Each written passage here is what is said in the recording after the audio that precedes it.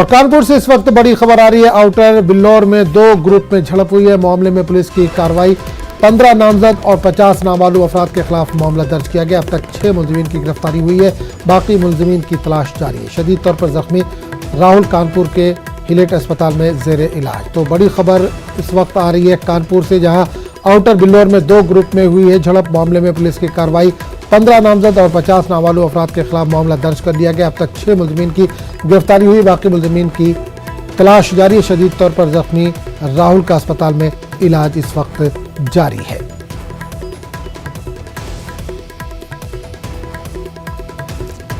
कानपुर से बड़ी खबर इस वक्त आ रही है, जहां पर आउटर बिल्लौर में 2 ग्रुप में झड़प हुई है। मामले में पुलिस की कार्रवाई। 15 नामजद और 50 नामालूम अफराद के खिलाफ मामला दर्ज कर लिया गया। अब तक 6 मुलजिमीन की गिरफ्तारी हुई। बाकी मुलजिमीन की तलाश जारी है।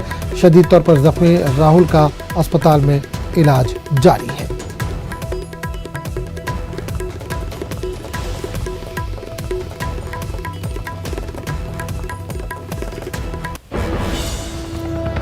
कानपुर से बड़ी खबर आ रही है। आउटर बिल्लौर में 2 ग्रुपों में झड़प हुई है। मामले में पुलिस की कार्रवाई।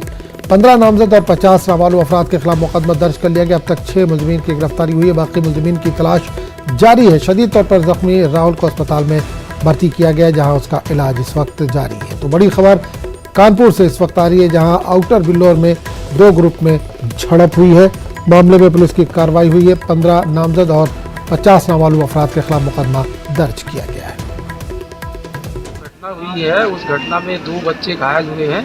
एक की गंभीर रूप से है, जिसको यहाँ से बिल्लौर से रिफर कर दिया गया। कानपुर में इलाज चल रहा है और उसका इलाज ठीक हो रहा है। उसकी स्थिति भी ठीक है, सुधार हो रहा है। और दूसरा बच्चा यहीं पर है। इस प्रकरण में 6 अभियुक्तों को अब तक गिरफ्तार किया गया है। बाकी गिरफ्तारी की जा रही है और जो भी शांति व्यवस्था है इस तरह की करने की कोशिश करेगा और किसी को बख्शा नहीं जाएगा। कठोर से कठोर कार्रवाई की जाएगी। किस हथियार से हमला किया गया? हथियार के बारे में देखिए, जब तक डॉक्टर की रिपोर्ट ना आ जाए तब तक नहीं कहा जा सकता। और इस पूरे मामले पर बात करने के लिए हम सीधे रुक करेंगे कानपुर, जहां से हमारे नुमाइंदे संदीप इस वक्त जुड़ रहे हैं। संदीप, कानपुर से इस वक्त बड़ी खबर आ रही है। आउटर बिल्लौर में 2 ग्रुपों में आपस में झड़प हुई है। क्या वजह मानी जा रही झड़प की? देखिए, अगर जिस तरह से ये मामला पेश आया है, कानपुर का आउटर इलाका है, बिल्लौर थाना क्षेत्र के अंतर्गत बिल्लौर कस्बे में रात का वक्त था, जब तकरीबन 11 बजे के आसपास अपनी मां के साथ एक नाबालिग लड़का और उसके साथ एक और लड़का जब कहीं पर बाहर निकले हुए थे। वहां पर कुछ लोग बाइक से निकल रहे थे जो नारेबाजी कर रहे थे। उनसे कुछ बात हुई, जिसके बाद विवाद बढ़ गया। विवाद 2 समुदायों के बीच हो गया, जिसके बाद जो है लाठी डंडों से वहां पर मारपीट शुरू हुई। इल्जाम है, लोगों का आरोप है कि वहां पर फरसे भी चलाए गए, जिसमें 2 लोग घायल हो गए हैं। माहौल वहां पर रात भर तनावपूर्ण रहा है। वहां पर राजनीतिक लोग भी पहुंच गए, वहां पर बीजेपी और अन्य दलों के लोग भी पहुंच गए, जिसके बाद से वहां पर लगातार तनावपूर्ण स्थिति रही। पुलिस ने वहां पर भारी फोर्स तैनात किया। डीएम वहां पर पहुंचे और एसपी आउटर वहां पर पहुंचे और आधी रात के देर तक वहां पर मौजूद रहे, मामले को संभालने काम किया। जो घायल हुए थे उसमें से एक लड़का, जो राहुल गंभीर रूप से घायल हुआ था, उसे तुरंत वहां से हैदर अस्पताल के लिए रिफर कर दिया गया। तो कहीं ना कहीं पुलिस अभी भी इस मामले में जांच की बात कर रही है। जिस तरह से घायल हुआ है, उसके हथियार की जब जानकारी की बात की गई तो पुलिस ने कहा कि जांच के बाद ही ये सामने आ सकेगा। जी बिल्कुल। कितनी गिरफ्तारियां अब तक इसमें हुई है? कुछ इस ताल्लुक से जानकारी मिल पा रही है? कुछ अपडेट है?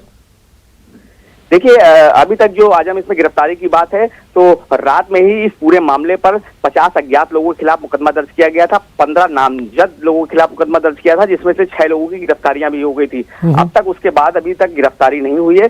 लगातार पुलिस का कहना है कि इस मामले में गिरफ्तारी के लिए टीमें भेजी जा रही हैं और लोकेशन ट्रेस की जा रही है और गिरफ्तारी जल्द से जल्द होंगी। जी चलिए संदीप, बहुत बहुत शुक्रिया इस तमाम जानकारी के लिए।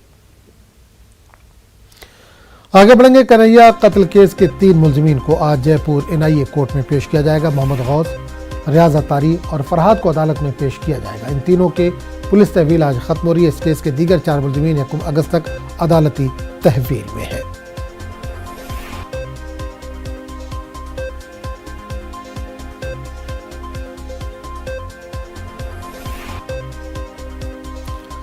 और इस पूरे मामले पर बात करेंगे अपने नुमाइंदे अरबाज से, जो इस वक्त जयपुर से हमारे साथ जुड़े हैं। अरबाज, बड़ी खबर इस वक्त है, कन्हैया कत्ल के जो 3 अहम मुलजिम हैं उनको आज एनआईए कोर्ट में पेश किया जाएगा।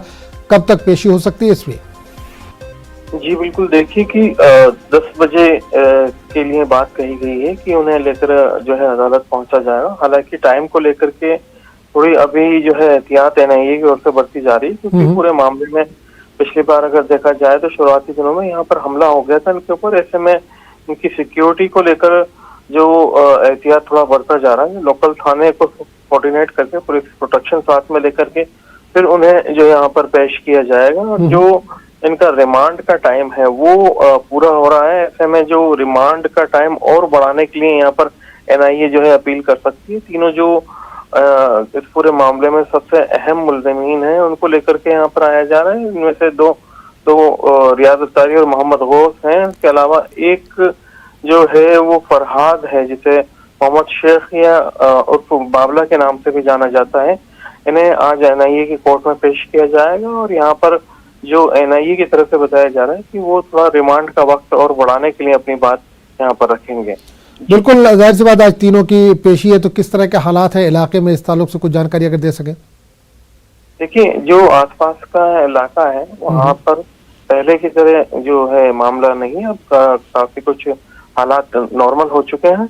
हालांकि एनआईए की ओर से एहतियात सभी बढ़ते जा रहे हैं। सिक्योरिटी से लेकर के जो इलाके में आसपास के जो पूरे जो ये दायरा है कोर्ट का, वहाँ पर जो आम लोगों को किसी भी तरह के जुलूस को, किसी भी तरह की भीड़ को इजाजत नहीं दी गई है, ताकि जो हालात है काबू में रहे। किसी तरह की ऐसी सिचुएशन क्रिएट ना हो जिससे लॉ एंड ऑर्डर के सामने कोई बात बने या इस तरह की कोई स्थिति पैदा हो। यहाँ पर पहले ही जो कलेक्टर हैं जयपुर डिस्ट्रिक्ट, वो उस पूरे मामले को लेकर कह चुके थे कि जो अदालत है एनआईए की वो डिस्ट्रिक्ट कलेक्ट्रेट जो प्रेमिसेस है वहां पर है। तो उन्होंने खास तौर पर कहा पुलिस से लेकर के एडमिनिस्ट्रेशन, बाकी जो तमाम लोग हैं हालात पर नजर बनाए हुए हैं और कोशिश यही है कि जो कानूनी कार्रवाई है वो बिना किसी पेचीदगी के पूरे हो और यहाँ पर इन्हें पेश करने के बाद में जो भी अदालत की ओर से इसमें हुक्म मिलता है उसको फॉलो किया जाए। चलिए, बहुत बहुत शुक्रिया अरबाज इस तमाम जानकारी के लिए। पार्लियामेंट का मानसून इजलास 18 जुलाई से शुरू होने जा रहा है। इस दौरान हुकूमत 24 बिल पेश करेगी। पार्लियामेंट की कार्रवाई को बहुत बखूबी अंजाम देने की गरज से लोकसभा स्पीकर ओम प्रकाश बिरला ने आज कुल जमाती मीटिंग तलब की है। 12 अगस्त तक पार्लियामेंट का मानसून इजलास जारी रहेगा। इस दौरान 18 नशिस्तें होंगी।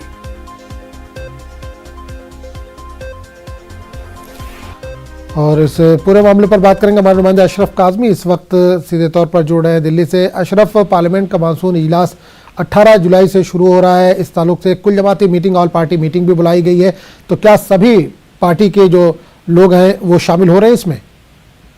देखिए, वह आजम उम्मीद तो ऐसी ही है कि तकरीबन सभी दलों के नेता इसमें शामिल हो।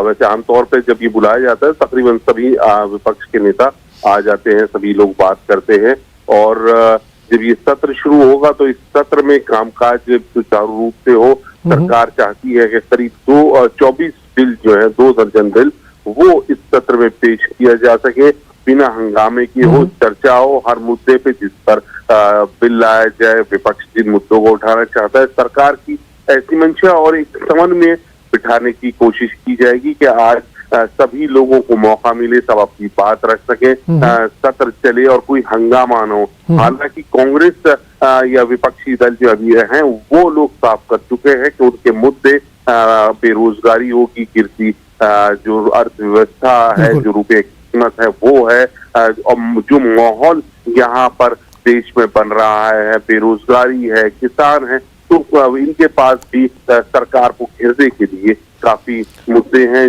और इस वजह से ये बिल्कुल साफ है कि हंगामा होने के आसार ज्यादा। बिल्कुल अशरफ, एक चीज और जानना चाहेंगे यहाँ कि एक बुकलेट तैयार की गई है कि पार्लियामेंट में आपको क्या बोलना है, क्या नहीं बोलना है। अपोजिशन इसको लेकर चिराग पाए, तो क्या ये इशू भी उठ सकता है, इस पर भी हंगामा हो सकता है? बिल्कुल, देखिए, जो इन्होंने शब्दों की एक सूची जारी की है उसको लेकर भी विपक्ष ने जैसे ही जिस दिन ये 2 दिन पहले जब जारी की थी तो काफी हमलावर हुआ था। लेकिन इसमें खास बात यह है कि कुछ शब्दों के बारे में लोकसभा अध्यक्ष बहुत साफ कर चुका है कि ऐसा नहीं कि आप नहीं बोल सकते, नहीं कुछ प्रतिबंधित है, लेकिन हाँ एहतियात जरूर रखनी चाहिए। इन शब्दों को जो अनपार्लियामेंट्री कहा गया है उनका इस्तेमाल नहीं करना चाहिए। कुछ शब्दों को हर बार हर सत्र पे स्पंज किया जाता है, तो वो उसी कड़ी का एक हिस्सा है। जी चलिए अशरफ, बहुत बहुत शुक्रिया इस तमाम जानकारी के लिए। बीजेपी पार्लिमानी बोर्ड की मीटिंग आज दिल्ली में होने जा रही है। ये मीटिंग शाम 5:30 बजे होगी। मीटिंग में एनडीए के नायब सदर के उम्मीदवार के नाम पर मुहर लगाई जा सकती है। मीटिंग में वज़ीर आज़म नरेंद्र मोदी भी मौजूद रहेंगे। नायब सदर के ओहदे का इंतखाब 6 अगस्त को होना है। इसमें नामजदगी की आखिरी तारीख 19 जुलाई है। ऐसे में तवक्को है कि आज नायब सदर के उम्मीदवार के हवाले से कोई हतमी फैसला किया जा सकता है। बीजेपी पार्लिमानी बोर्ड की मीटिंग में पीएम नरेंद्र मोदी के अलावा बीजेपी सदस्य जेपी नड्डा, वज़ीर दाखिला अमित शाह, वज़ीर दिफा राजनाथ सिंह, मरकजी रोड ट्रांसपोर्ट और हाईवेज के वज़ीर नितिन गडकरी भी मौजूद रहेंगे।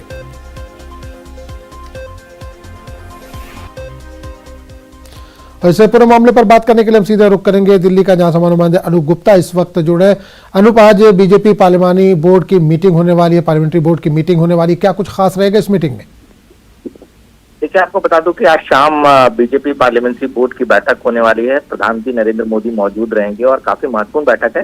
इस बैठक में उपराष्ट्रपति पद का कौन उम्मीदवार होगा उस पर चर्चा की जाएगी और उस पर फैसला लिया जाएगा। और साथ ही जो सूत्र बता रहे हैं कि जब फैसला बीजेपी अपने स्तर पर करेगी, उसके बाद जो एनडीए घटक दल के जो बड़े नेता हैं उनसे बातचीत करेगी और एक राय मशवरा करके फिर देश का अगला उपराष्ट्रपति कौन होगा।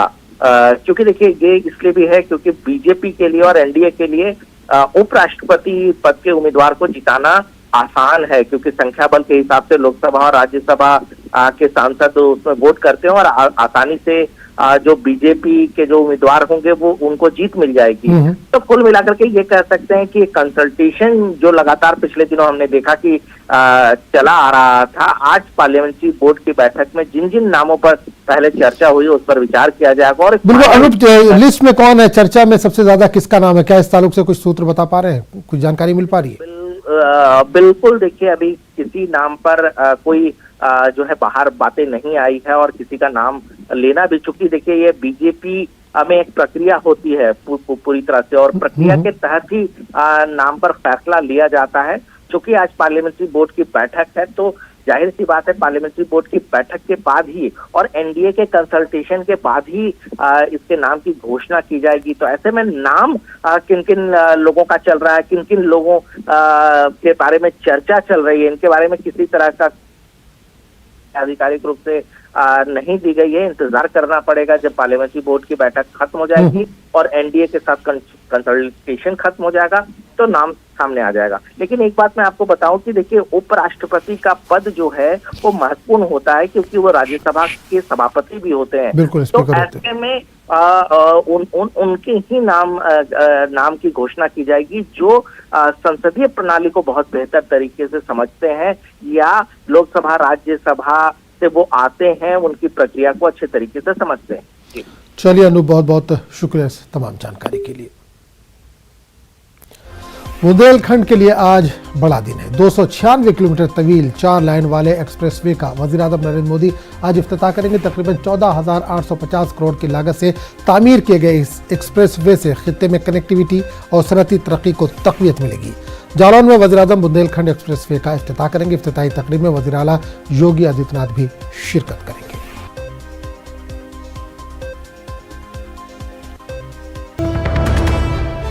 तो श्रीनगर एयरपोर्ट पहुंचा जाज इकराम का पहला काफिला। एयरपोर्ट पर जाज इकराम का हुआ वालहाना इस्तकबाल। तो जाज इकराम ने की आलम इंसानियत के लिए दुआएं, बिलखुसूस वतन अजीज के लिए मांगी दुआएं, कश्मीरी पंडितों की वापसी और कश्मीर में अमन के लिए की गई खास दुआएं। अमन की फजा कायम हो, तो जाज इकराम ने ये बात भी कही। तो बड़ी खबर इस वक्त श्रीनगर से आ रही है, जहां श्रीनगर एयरपोर्ट पर जाज इकराम का पहला काफिला पहुंचा। एयरपोर्ट पर जाज इकराम का वालहाना इस्तकबाल किया गया। तो जाज इकराम ने आलम इंसानियत के लिए दुआएं की, बिलखुसूस वतन अजीज के लिए मांगी खास दुआ, कश्मीरी पंडितों की वापसी और कश्मीर में अमन के लिए खुसूसी दुआ की गई। इस वक्त कश्मीर से बड़ी खबर आ रही है। श्रीनगर एयरपोर्ट पर पहुंचा जाज इकराम का पहला काफिला।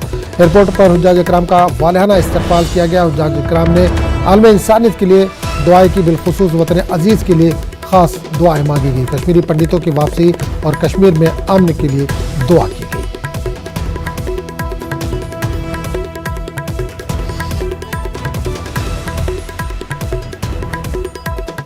शुक्रगुजार हूँ जो आम नास की शिकायत हो या कोई किसी फर्द की प्रॉब्लम हो, एक आम इंसान की प्रॉब्लम हो, घर घर आप पहुँचाते हैं।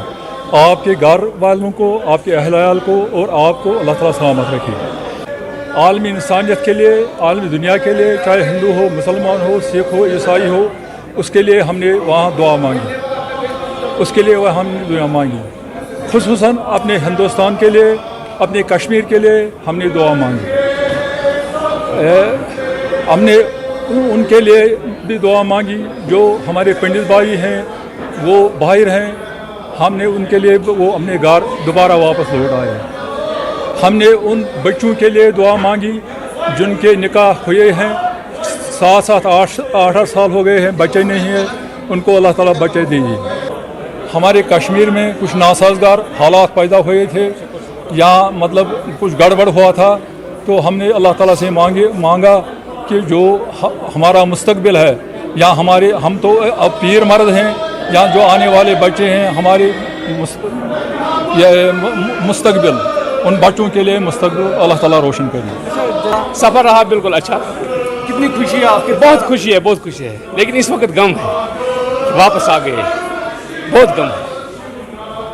इंतजाम ठीक थे, लेकिन जो सिपाही जट है इसमें अच्छा इंतजाम नहीं था, इसकी सीटें अच्छी नहीं थी। शुक्र शुक्र रबस कुन लाख लाख शुक्र सजामान कतन कूत खुशी से फाइनली आयु तुम कम अंजाम सठा सठा बेजाक वाला खास कर रब हस्ता कबूलियत बे सानन बचन तक सन हकन हमसायन अशनावन रिश्तेदारन सन सहमन तमाम मुसलमान यह दरबार तल यून ये कबूलियत कर बे कर कबूलियत कूता इंतजाम क्यों सठा सठा असल शुक्र रबस कुन लाख लाख शुक्र सोरे वोत मोट कुन ठीक, मगर ये हज कमेटी थोड़ा बहुत डिले करान क्या मदीना पाकस मज तत इंतजाम कहें, हर कुन फैसिलिटी कि खेनुक चनुक टोटल कहें। मतलब अगर पोस बे नी मगर तत तिमन 10 दोन होटलस पे इंतजाम। आंध्र प्रदेश के धुलेश्वरम में गोदावरी नदी खतरे के निशान से ऊपर बह रही। 6 अजला के 440 गांव ज़ेर-आब आ गए हैं। मुतासरा इलाकों से 62,000 अफराद को रिलीफ कैंपों में मुंतकिल किया गया है। पानी में घिरे अफराद को खाने पीने की अशिया बहरिया के हेलीकॉप्टर के जरिए बहाम कराई जा रही है। मुतासरीन के इलाज के लिए 229 हेल्थ सेंटर कायम किए गए। वज़ीर आला जगन मोहन रेड्डी ने मुतासरा 6 अजला के कलेक्टरों के साथ मीटिंग की और सूरत हाल का जायजा लिया। वज़ीर आला ने मुतासरीन की हर मुमकिन मदद की इन्हें हिदायत की है। गोदावरी के सतह में हो रहे इजाफे के पेश नज़र रियासती हुकूमत मजीद 628 गाँव को खाली कराने पर गौर कर रहा है। इस पूरे मामले पर बात करेंगे अपने नुमाइंदे मोहम्मद इसाक से जो इस वक्त फोन लाइन के जरिए हमारे साथ जुड़ रहे हैं। इसाक, बड़ी खबर इस वक्त ये है कि गोदावरी की सतह में लगातार इजाफा हो रहा है, किस तरह का खतरा बना हुआ है? हाँ आजम, देखा जाए तो लगातार जो है ना गोदावरी की धौलेश्वर के पास जो है ना पानी का बहाव बढ़ते ही जा रहा है। आज सुबह में 20 फीट के करीब था, तो आज शाम तक अभी बढ़ने की आशंका है। वही दूसरी तरफ इनफ्लो आउटफ्लो भी लगभग 22 लाख क्यूसेक के जरिए आ रहे हैं, जिससे जो कि थर्ड वार्डिंग से ऊपर अभी जा रहा है। तो इस वजह से जो है ना लगभग 6 अजला के लगभग 440 के करीब गांव जो है ना अभी पानी में पूरी तरह से डूब गए हैं। अगर आज शाम तक किसी तरह से होगा तो और भी गांव लगभग पूरे और 300 गांव तक पूरे पानी के बहाव में आने की आशंका है। तो इस वजह से अभी तक कई लोगों को वहां पे रेस्क्यू ऑपरेशन रिहेबिलिटेशन से निकाला गया। वही आज सुबह में भी जो एनडीआरएफ और एसडीआरएफ की टीम जो है ना जो पानी के बहाव में आए गांव को बाहर से लोगों को वहां से सेफ प्लेसेस पे लाने की बड़ी कोशिश की जा रही है। वही दूसरी तरफ नेवी के जो हेलीकॉप्टर के जरिए उन्हें पानी और खाने का मुआवजा करा जा रहा है। वही दूसरी तरफ सीएम ने हिदायत दी कि डिस्ट्रिक्ट कलेक्टर्स को पूरी तरह से चौकन्ने रहे। आज शाम तक जो है ना सिचुएशन वरिष्ठ रहने की बात है। पानी जो है लगातार बढ़ रहा है। जो आंध्रा के तेलंगाना के बीच में जो बॉर्डर है भद्राचलम के पास के गांव जो है ना पूरी तरह से पानी में पानी की सतह ऊपर आ गया था। तो वही जो आने वाले जाने वाले ब्रिज जो है वो भी पूरी तरह से बंद कर दी गई। अब जो ये पूरे 6 अजला के कई जो लंका विलेजेस कहते हैं वहां पे पूरी तरह से रोड कनेक्टिविटी जो पूरी ठप हो गई, रेल कनेक्टिविटी भी नहीं है, सिर्फ जो है ना बोट पे जाने की इजाजत है। कई अजला के जो लोग हैं वहाँ जो मेडिकल एड्स जरूरी है, उन लोगों के लिए जो है हेल्थ कैंप्स भी रखे गए और रिहेबिलिटेशन सेंटर्स भी रखे गए। बिल्कुल इसाक, एक चीज़ और यहाँ पर देखने में आ रही है कि बता रहे हैं जिस तरह से सतह में इजाफा हो रहा है, 628 गांव ऐसे हैं जिनको खाली कराने पर हुकूमत गौर कर रही है, तो क्या उनको किस जगह पर शिफ्ट किया जाएगा, उनके खाने पीने का किस तरह का इंतजाम किया जाएगा, क्या इस ताल्लुक से कुछ एडवाइजरी जारी हुई हुकूमत की? आज का सिचुएशन तो देखा जाए तो पहले उन लोगों को वहां से निकाल के शिफ्ट करना ही इम्पोर्टेंट है। शिफ्ट करने के बाद उन्हें रिहेबिलिटेशन सेंटर से या जहाँ पे पानी नहीं आ सकता वहां पे इंतजाम किए जा रहे हैं। वही दूसरी तरफ से अगर जब पॉसिबिलिटी है तो राजमंड्री के करीब या दूसरे जो अजला है वहां पे शिफ्ट करने की सोच रहे, मगर आज तक शाम तक किसी भी हालत में इन 300 गांव जो पूरे 600 होते, 400 ऑलरेडी खाली करवा दिए गए और एक 300 जो 700 गांव है पूरे, उन्हें खाली करवाना ही मेन एजेंडा है। आज अगर दोपहर तक पानी इसी तरह से कंटिन्यू रहेगा तो ये 300 गांव भी पूरी तरह से पानी की चपेट में आ जाएंगे। तो इसलिए आज सुबह से ही जो स्पेशल ऑफिसर्स रखे गए 6 अजला के लिए, वो स्पेशल ऑफिसर जो है ना एनडीआरएफ और एसडीआरएफ की टीमों के साथ निकल पड़े हैं। किसी भी वजह से उन्हें बाहर लेके आने की कोशिश की जा रही है। पुलिस और रेवेन्यू डिपार्टमेंट जी पूरी तरह से रेस्क्यू ऑपरेशन में लगे हुए, पूरी जो है ना जंगी पैमाने पे जो है ना ये 300 के जंगी पैमाने पे बिल्कुल बचाव कार्रवाई जारी है। बिल्कुल, चलिए इसाक, बहुत बहुत शुक्रिया इस तमाम जानकारी के लिए। मैक्सिको में बहरिया का हेलीकॉप्टर गिरकर तबाह हो गया। इस हादसे में 14 अफराद हलाक हुए जबकि एक शदीद तौर पर जख्मी है। इसे अस्पताल में दाखिल करा दिया गया। मैक्सिको बहरिया ने हादसे में हलाकतों पर अफसोस का इजहार किया, ताहम बहरिया ने हादसे की वजूहात पर कुछ भी बयान देने से इनकार किया है।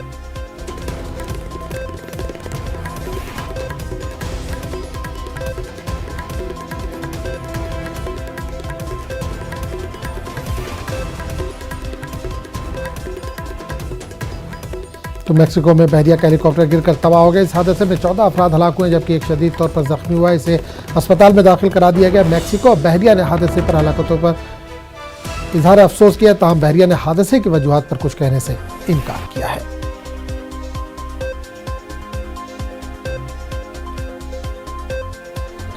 अमेरिकी सदर जो बाइडेन सऊदी अरब से ताल्लुकात को उस्तवार करने के लिए कोशिश है, हालांकि इनके इस कदम की मजम्मत भी की जा रही है। सऊदी अरब दौरे के दौरान तवानाई समेत 18 मुख्तलिफ शोबों में अमेरिका और सऊदी अरब ने दस्तखत किए हैं। दोनों के बीच मुख्तलिफ बाहमी, इलाकाई और आलमी मसाइल पर बातचीत हुई। ईरान और तेल की पैदावार के मामले पर भी बातचीत हुई। अमेरिकी सदर जो बाइडेन ने बातचीत में सहाफ़ी खाशोगी के कत्ल के मामले को उठाया। ख्याल है कि अमेरिकी इंटेलिजेंस रिपोर्ट में जमाल खाशोगी के कत्ल के लिए सऊदी वली अहद शहजादा मोहम्मद बिन सलमान को जिम्मेदार करार दिया गया था।